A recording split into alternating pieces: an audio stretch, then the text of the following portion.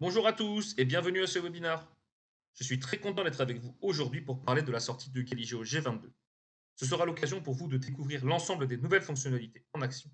Et vous le verrez durant la présentation, cette nouvelle version met l'accent sur la data, et plus particulièrement sur la géodata, afin de vous permettre de produire des analyses métiers toujours plus poussées, fiables et pertinentes.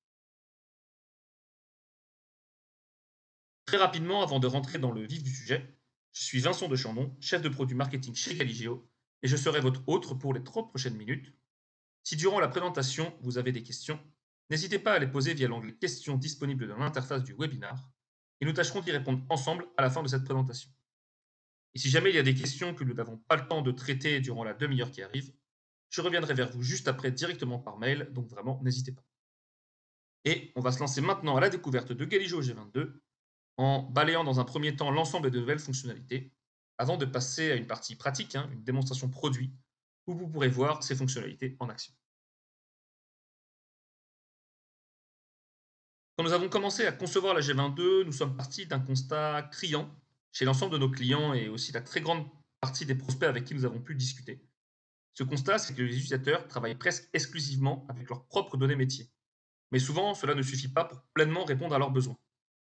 Et dès qu'il y a besoin de ramener de la donnée contextuelle, donc de la donnée externe, c'est souvent mission impossible.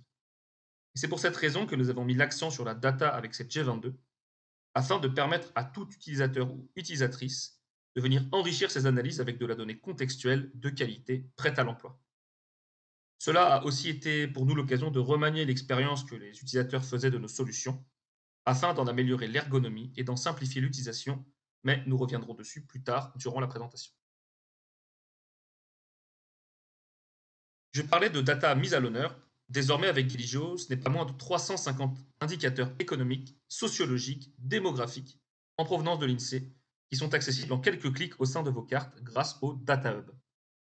Alors le Data Hub, ça permet à un utilisateur de Galigio qui aurait le droit d'ajouter de la donnée à une carte de venir sélectionner très simplement parmi ces indicateurs que nous avons triés par thématique, par exemple les ménages, les logements, la population, et donc de venir corréler ces indicateurs avec leurs propres données métiers. Par exemple, vous êtes un retailer, vous voulez connaître le contexte local d'un de vos points de vente, il vous suffit de choisir les bons indicateurs, votre maille géographique et le taux régional. Mais on aura l'occasion de toute façon de revenir plus en détail sur ce Data Hub et de montrer ses capacités pendant la démonstration. Une grande avancée également disponible avec la G22, ce sont les flux piétons. Aujourd'hui, mesurer le trafic piéton, c'est une sorte de Graal pour un grand nombre d'acteurs. Eh bien, avec Galigio, il est désormais possible de connaître le trafic piéton de n'importe quelle adresse en France métropolitaine, à la demande, en cliquant simplement sur la carte ou en recherchant une adresse. Et ainsi obtenir à la fois le trafic annualisé, ainsi que d'autres indicateurs comme la variation de trafic par heure de la journée, et ainsi de suite. De même, on aura l'occasion de revenir sur cette partie durant la démonstration. Avec les versions précédentes de Galigio, vous pouviez déjà géocoder vos données issues de fichiers Excel. Alors, juste pour rappel, géocoder, cela veut dire transformer une adresse postale en coordonnées géographiques afin de pouvoir la placer sur une carte. Et donc, avec Galigio G22, vous pouvez géocoder également maintenant les fichiers CSV, mais aussi les tables de données auxquelles Galigio a accès. Et la grande nouveauté également, c'est que Galigio vous propose désormais de géocoder en utilisant un service de data.gouv qui a l'avantage d'être gratuit et vous permet donc de ne plus consommer de crédit chaque fois que vous utilisez le géocodage. Lorsque vous exportez un rapport Excel depuis Galigio, ce rapport se voit remplir de données actuellement présentes dans votre carte. Et bien désormais, vous pouvez directement inclure dans ces rapports Excel autant de vues de la carte Galigio dans laquelle vous faites un rapport Excel. Donc évidemment, ces cartes deviennent statiques dans Excel et vous pouvez en avoir autant que vous voulez par onglet. Comme je l'ai mentionné en introduction, cette G22 a aussi été l'occasion pour nous de repenser en partie l'UX, l'expérience utilisateur de la solution. Certains menus étaient par exemple trop peu visibles, d'autres pas assez ergonomiques. Donc nous avons travaillé là-dessus afin de rendre l'application plus facile d'utilisation, de rendre les fonctionnalités essentielles plus simples d'accès, et vous pourrez en obtenir un bon aperçu durant la démonstration. Comme vous le savez aussi certainement déjà, la technologie Galigio peut être déjà mise à profit dans plusieurs environnements BI, notamment la BI SAP On-Premise ou IBM Cognos. Et bien désormais, il est possible de tirer profit de toute la puissance et toutes les fonctionnalités de Galigio depuis SAP Analytics Cloud, Microsoft Power BI et ClickSense.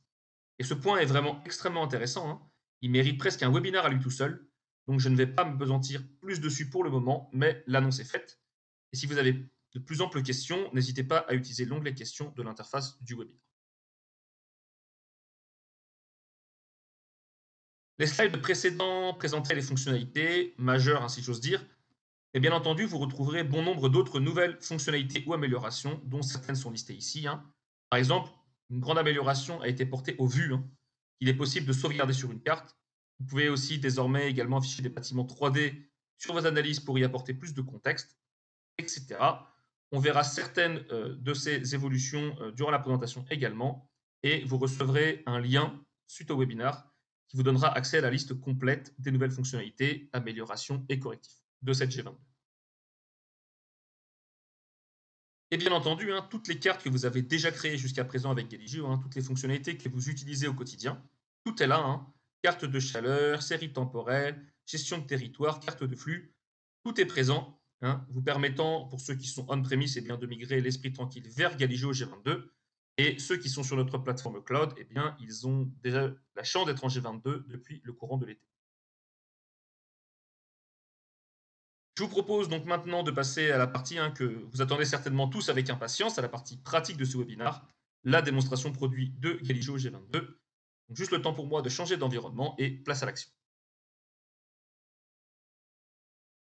Me voilà de retour dans mon environnement Galigio G22. La démonstration que je vais vous présenter est sur Galigio Cloud, utilise la plateforme Galigio Cloud. Mais si vous êtes utilisateur de Galigio on-premise, que vous ayez en effet la plateforme Galigio ou bien que vous soyez utilisateur de Galigio intégré à un outil de BI comme SAP BI, Web Intelligence ou IBM Cognos par exemple, cela ne change rien et toutes les fonctionnalités que vous allez voir maintenant eh bien, sont disponibles aussi dans vos environnements si vous migrez en G22. On voit qu'ici j'ai une carte de France avec simplement des petits logos de magasins. Donc un réseau de magasins avec aucun autre indicateur actuellement affiché, simplement des petites icônes et on va voir maintenant justement comment grâce à la G22, je vais pouvoir venir rajouter dynamiquement de la donnée pertinente par rapport à mon cas d'usage en utilisant à la fois et le Data Hub et les flux piétons. Je vais me diriger ici vers l'onglet Données. Donc on voit qu'ici j'ai simplement un seul jeu de données qui est issu d'un fichier Excel et qui m'a permis d'afficher ces points sur la carte. On voit que je n'ai pas spécialement d'indicateur, hein. J'ai la latitude, la longitude, la ville, l'adresse et le pays de chaque magasin. Pour l'instant, à part visualiser simplement ces points de vente sur la carte, je ne peux pas vraiment faire autre chose. Je vais venir cliquer ici sur le plus et on remarque que j'ai une nouvelle option qui s'appelle le Data Hub. Donc les autres options sont toujours là, Excel, récupérer des données du catalogue, mais j'ai donc le Data Hub qui est présent, je vais cliquer dessus.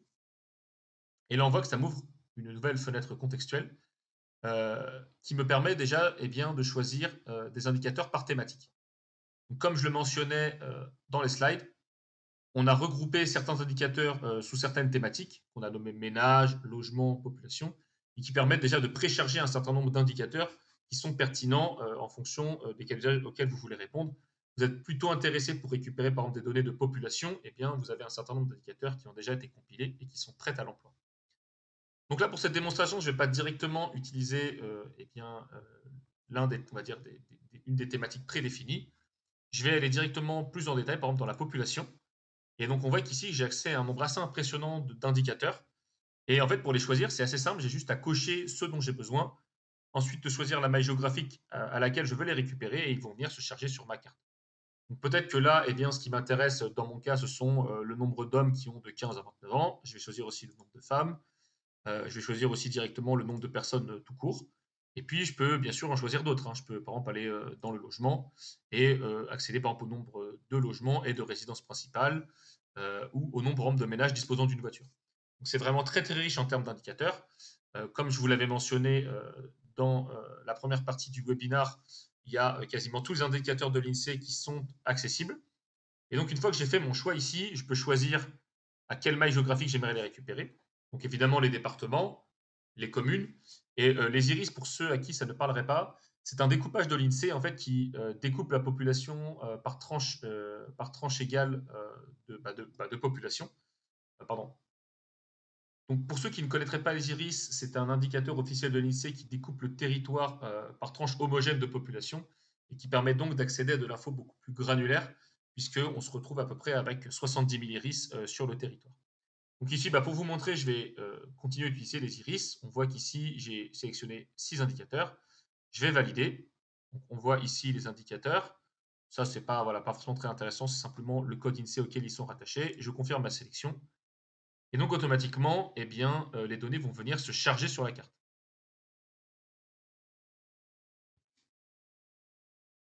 On voit ici que le data apparaît dans ma source de données, ici donc évidemment à l'iris, et on voit qu'ici j'ai tous les indicateurs que j'ai déjà choisis donc précédemment dans le data. En fait, pour les afficher sur la carte, c'est vraiment très simple. J'ai simplement besoin d'en prendre un, de faire un cliquer-glisser comme vous aviez déjà l'habitude de le faire pour créer vos couches, et ça va venir automatiquement m'ajouter cette donnée à la carte. Donc, par exemple, je vais commencer, je vais prendre le nombre de logements, je le glisse. Comme auparavant, la carte me demande de quelle manière je veux représenter cette donnée. Est-ce que je vais en faire un aplat de couleurs, donc ce qu'on appellerait des choroplètes? Est-ce que je vais représenter ça sous forme de symbole proportionnel? Donc ici, je vais simplement choisir une plage de couleurs. Et maintenant, l'indicateur va s'ajouter à la carte.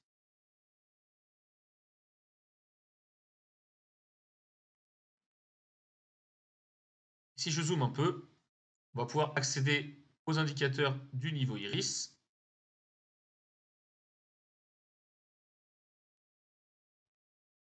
Et donc on voit ici que mes iris s'affichent, donc représentant ici le nombre de logements.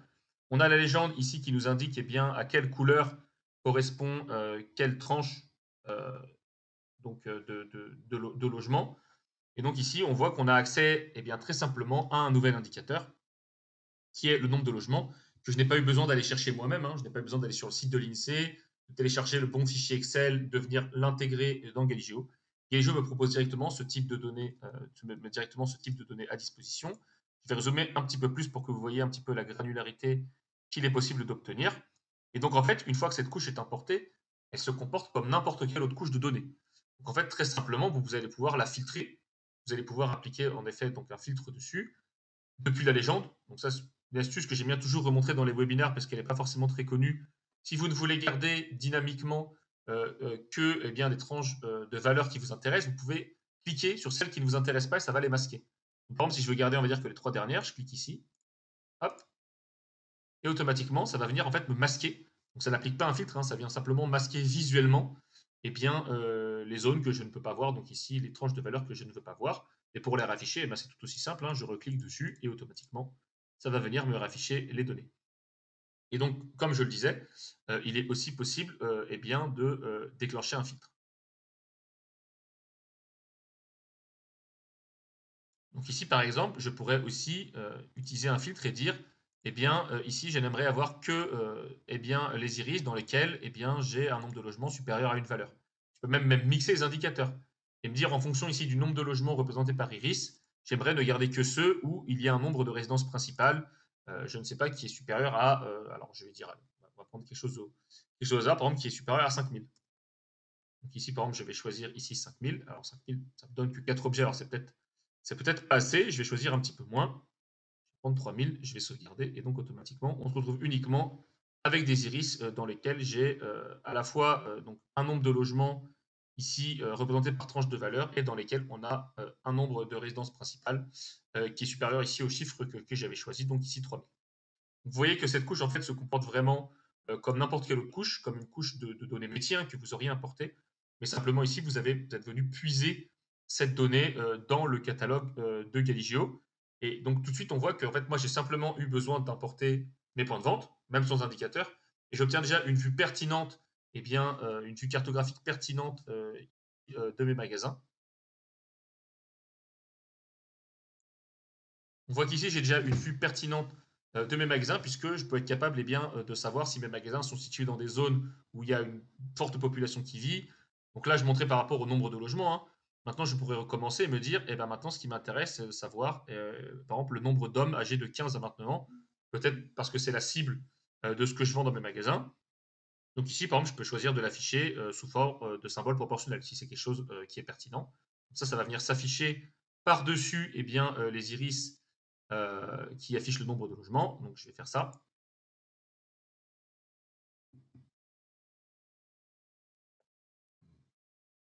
Et voilà, on voit ici le nouvel indicateur qui s'affiche sous forme de symbole proportionnel.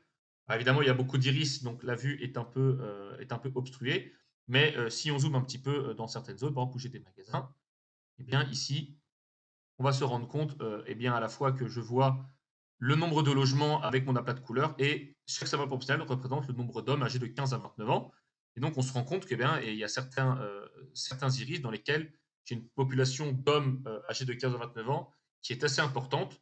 Et donc est-ce que mes magasins sont bien situés par rapport à cette zone ou pas? Après, je peux très facilement le savoir simplement en regardant magasin par magasin. Supposons que maintenant cette vue m'intéresse, hein. J'ai envie de sauvegarder cette vue-là. Ça me permet de vous montrer aussi une nouvelle fonctionnalité. Je peux venir ici sauvegarder une nouvelle vue courante. Donc là, on voit que bon, alors, ma vue par défaut s'appelle Webinar G22 puisque c'est le nom de mon document. Je peux venir enregistrer sous. Ici, je vais venir renommer ma vue. Je vais l'appeler Zoom par exemple. Je la sauvegarde et donc ce qui est très intéressant, c'est qu'ici maintenant vous avez ce système de vues qui sont à la fois capables évidemment de sauvegarder l'état de la carte, c'est-à-dire les couches qui sont actives et le niveau de zoom, mais également par exemple le fond de carte. Si je décide ici par exemple de changer le fond de plan, je vais choisir par exemple un fond de plan qui va permettre de m'afficher les rues. Je vais aussi réduire un petit peu la transparence pour voir un petit peu plus les rues. Je suis au niveau de Rungis, hein, du marché de Rungis pour ceux qui connaissent. Je vais sauvegarder, je vais venir enregistrer. Et maintenant, si je passe d'une vue à l'autre, eh bien, on voit qu'ici, je reviens à ma vue initiale, qui, elle, a le fond de carte que j'avais choisi déjà initialement, et qui n'affiche pas ici mes indicateurs. Et si je retourne sur la vue zoomée, eh bien, je retrouve mon fond de carte que j'ai choisi, les indicateurs que j'avais sélectionnés, etc. Donc, vous pouvez sauvegarder autant de vues que vous voulez. Et comme il avait été mentionné durant les slides, eh bien, ces vues peuvent être même directement exportées dans des rapports Excel. Donc, quand vous ferez un export de rapport Excel, par exemple pour exporter ici autour de la zone de Rungis, potentiellement les différents iris avec donc les indicateurs qui sont le nombre d'hommes âgés de 15 à 29 ans, le nombre de logements et d'autres indicateurs que j'aurais pu rajouter, eh bien, vous pouvez directement dans ce rapport exporter aussi une vue de cette carte-là. Donc évidemment, la vue sera statique, hein, la carte perd son interactivité, mais sera directement intégrée à votre rapport Excel et viendra appuyer donc les données qui, elles, auront aussi été exportées. Donc maintenant, quelque chose d'intéressant que je pourrais vouloir faire, je pourrais vouloir me dire, ce que j'aimerais faire maintenant, peut-être, c'est ouvrir un nouveau point de vente dans la ville d'Antony. Donc je vais zoomer un petit peu sur cette ville d'Antony. Je vais venir cacher ici mes différents indicateurs, comme ça on revient vraiment au niveau qui m'intéresse. Donc voilà, je me retrouve avec une vue, on va dire une vue où voilà, je vois simplement le fond de carte, je ne vois plus mes points de vente. Et je vais pouvoir vous montrer ici cette nouvelle fonctionnalité qui sont les flux piétons. Donc les flux piétons viennent avec c'est un widget à part entière, hein, c'est un nouvel onglet à part entière. Je vais cliquer dessus, flux piétons. Et donc ici, j'ai un nouveau menu sur la gauche qui me propose soit de choisir une adresse, soit de directement placer un point sur la carte. Donc ici, je n'ai pas forcément d'idée précise de là où je vais mettre mon point de vente pour cette démonstration. On va ici sélectionner cette rue principale, l'avenue Aristide Briand. Je vais cliquer dessus. Donc voilà, j'ai sélectionné le 53 avenue Aristide Briand. J'ai un cercle qui se forme, donc un cercle de 200 mètres de diamètre dans lequel Galigio va me proposer de venir calculer le trafic piéton. Et donc pour ça, rien de plus simple, j'ai juste simplement à cliquer ici sur ce bouton du calcul de flux piéton. Mais attention, mention importante, en effet, ça viendra consommer ici un système de crédit. Et donc on voit qu'ici, j'ai encore 972 crédits pour 28 crédits consommés. Et donc chaque fois que je vais rechercher une adresse, cela va venir me consommer un crédit. Et on aura notamment l'occasion de reparler de ça un peu plus tard après les démonstrations. Donc ici, je vais faire l'essai, je vais calculer le flux piéton. Donc l'application calcule vraiment à la volée par rapport à une base de données le trafic annualisé de cette adresse précise. Et on va voir un petit peu le résultat sur la carte.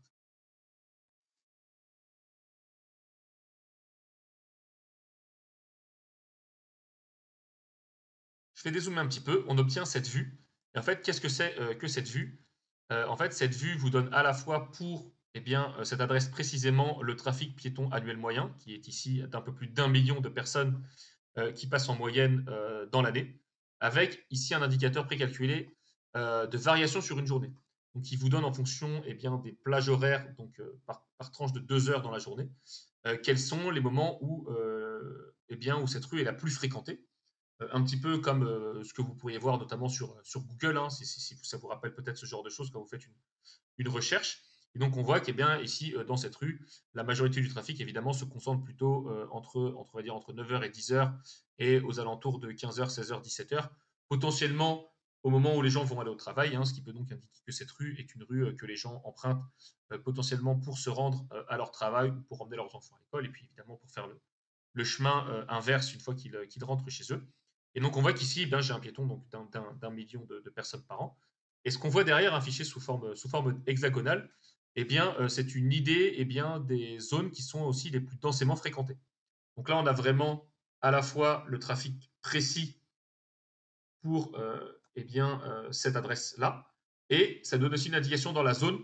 Est-ce qu'il y a des zones qui potentiellement sont plus fréquentées que l'adresse que j'ai choisie. Et donc on remarque que c'est le cas, hein, puisqu'ici, si je ferme ici ce petite indication que je pourrais rouvrir très simplement en cliquant ici, donc si je le ferme, on voit que dans ma zone, dans un rayon de 200 mètres, j'ai en effet plutôt dans cette partie-là une zone qui a l'air d'être souvent plus densément fréquentée par des piétons. Donc ça veut dire que si je veux implanter un magasin ici, c'est peut-être pas évidemment le meilleur lieu puisque en descendant un petit peu dans la rue, en me rapprochant ici de ce carrefour, je pourrais obtenir des zones dans lesquelles on va avoir un trafic piéton plus important et donc potentiellement une exposition de notre vitrine et de notre pas de porte qui va être plus importante. Je vais avoir plus de trafic devant et donc potentiellement générer plus de gens qui vont rentrer dans mon point de vente. Et donc je pourrais refaire cette simulation une nouvelle fois, descendre un petit peu plus dans la rue en rechoisissant une adresse. Par exemple, je vais redescendre un petit peu ici et donc recommencer le même processus. Donc évidemment, bien entendu, ça consomme un crédit à chaque fois. Et ce que vous voyez, c'est qu'évidemment, l'adresse que j'ai calculée n'est pas perdue, hein. Elle est toujours disponible ici, hein. Donc bien sûr, si maintenant je veux venir comparer les deux, donc on voit simplement qu'en cliquant sur le nouveau ici, j'ai quasiment 500 000 personnes de plus qui passent à l'année proche de ce carrefour.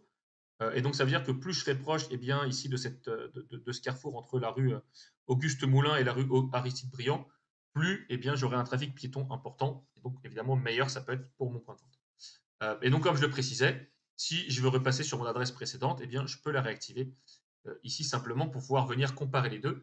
Donc toutes les adresses que je recherche, bien sûr, ne sont pas perdues et donc ne reconsomment pas de crédit quand je viens les réinterroger, hein, bien sûr, hein.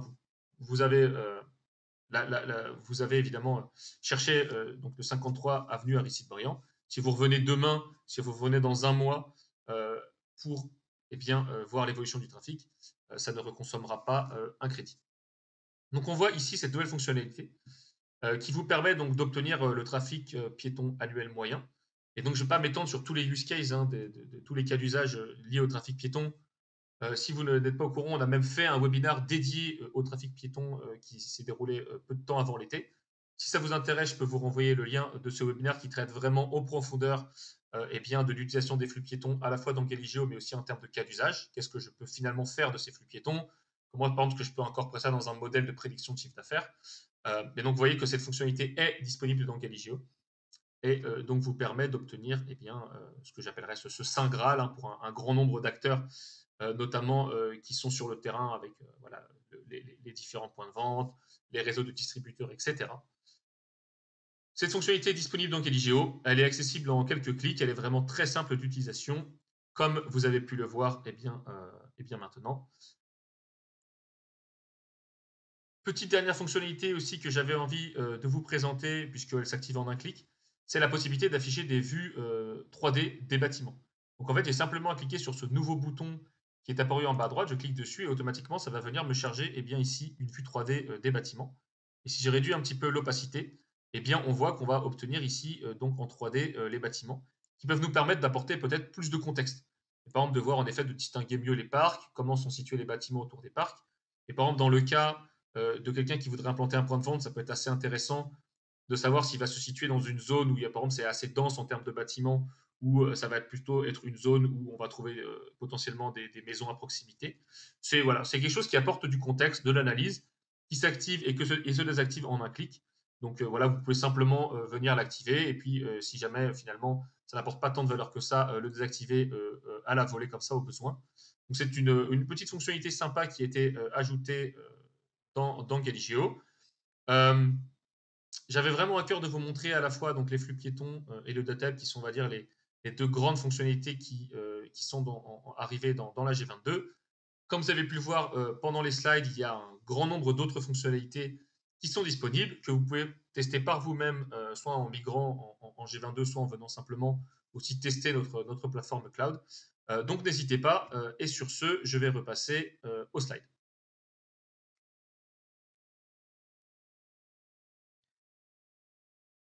De retour sur notre présentation, j'espère que cette démonstration produit vous aura permis de bien appréhender l'ensemble des nouvelles fonctionnalités de Galigeo G22. Donc, comme vous l'avez compris, la G22 est d'ores et déjà disponible en téléchargement si vous êtes déjà client et un test gratuit de 30 jours est disponible également si vous êtes prospect ou bien simplement curieux d'en savoir plus.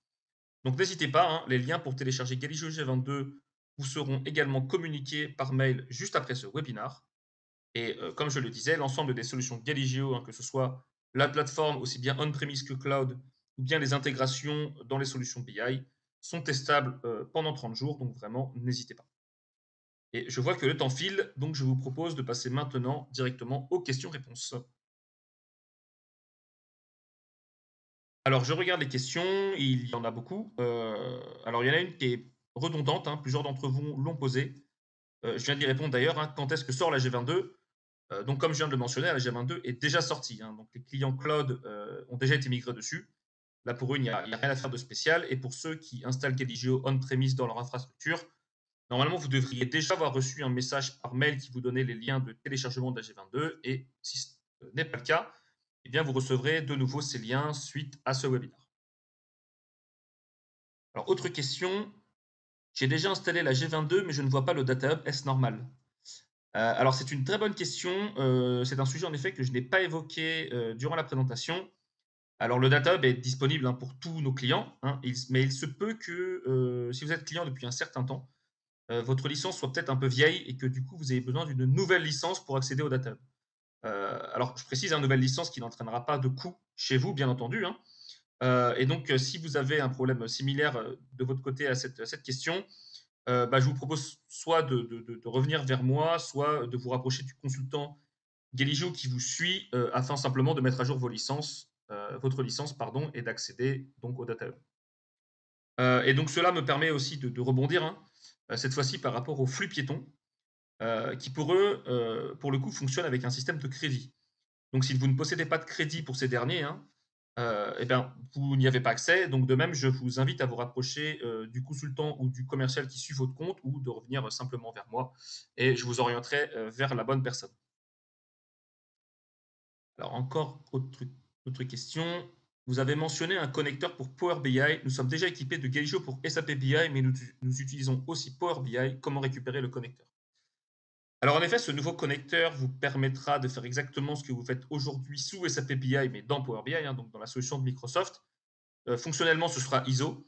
Par contre, je ne pense pas que votre licence actuelle vous permettra, hein, enfin en tout cas vous permet d'utiliser le connecteur Power BI tel quel maintenant. Et dans ce cas, je vous propose de revenir vers moi après le webinar pour que nous puissions en discuter. Alors, je vais prendre encore une ou deux questions. Euh, Fournissez-vous dans le Data Hub une base de données de concurrence?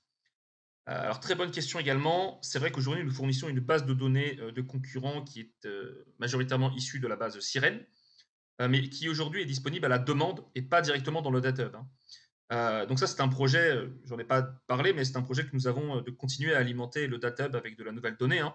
Aujourd'hui, ce sont les indicateurs de l'INSEE. On y ajoutera de la concurrence, de la donnée de marché, etc.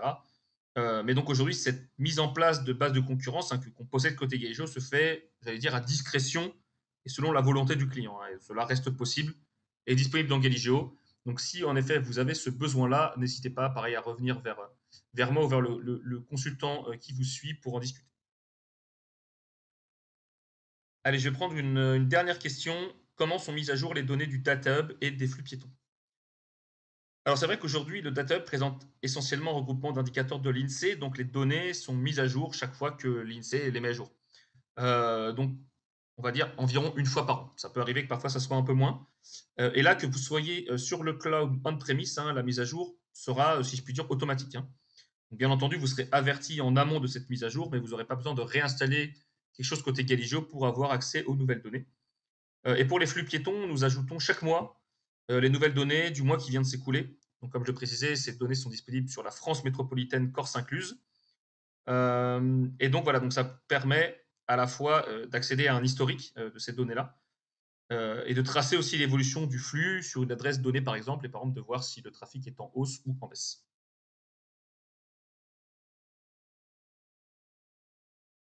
Voilà, le webinaire touche à sa fin. J'espère que vous y aurez trouvé de nombreuses informations utiles et qu'il vous aura convaincu que Galigio est la solution qu'il vous faut pour analyser vos données sous un angle géographique et répondre à vos besoins métiers.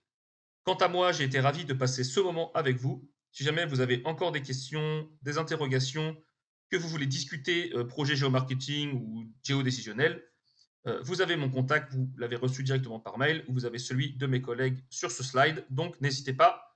Et comme mentionné en début de présentation, pour ceux et celles qui auraient déjà posé des questions et à qui je n'aurais pas eu le temps de répondre juste avant, je reviens vers vous tout de suite par mail.